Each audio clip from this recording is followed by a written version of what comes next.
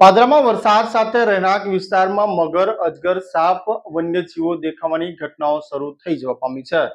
ત્યારે આજે પાદરાના ગ્રામ્ય વિસ્તારમાંથી વન વિભાગ અને પ્રાણી જીવરક્ષક સંસ્થાએ છે તે 7 થી 8 ફૂટનો મગર ઝડપી પાડવામાં આવ્યો છે। ખાસ કરીને વાત કરવામાં આવે તો વન્યજીવ બચાવ કરતી સંસ્થા પ્રાણી જીવરક્ષક સંસ્થા હેલ્પલાઇન નંબર પર ફોન આવ્યો હતો કે પાદરાના સોખડા દરાપુરા વચ્ચે આવેલ નાની નર્મદા કેનાલમાં એક મગર દેખા દીધી છે। ત્યારે પ્રાણી જીવરક્ષક સંસ્થાની ટીમ ઘટના સ્થળ પર પહોંચી હતી।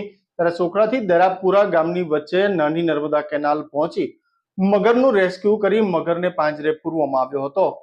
ખાસ કરીને જે રીતે વાત કરવામાં આવે તો પ્રાણી જીવરક્ષક સંસ્થા દ્વારા ભારે જહેમત બાદ છે તે આ મગરનું રેસ્ક્યુ કરી અને તેને પાંજરે પૂરવામાં આવ્યો હતો અને વન વિભાગને હવાલે કરવામાં આવ્યો હતો। સાથે સાથે વાત કરવામાં આવે તો પાદરા તાલુકામાં દિવસે ને દિવસે મગરો તેમજ વન્યજીવો ઝડપાવાની ઘટનાઓ ચોમાસાની સિઝનમાં શરૂ થઈ જવા પામી છે। એટલે ચોક્કસથી કહી શકાય કે પ્રાણી જીવરક્ષક સંસ્થા દ્વારા આ એક સરાહનીય કામગીરી છે તે કરવામાં આવી રહી છે।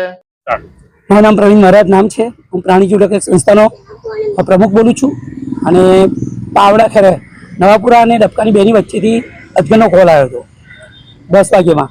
તો અમે લોકો મારું ગ્રુપ લઈને હું ત્યાં પહોંચી અને અજગરને સાથે પકડી અને અત્યારે જંગલ ખાતામાં મેં જમા કરાયેલ છે।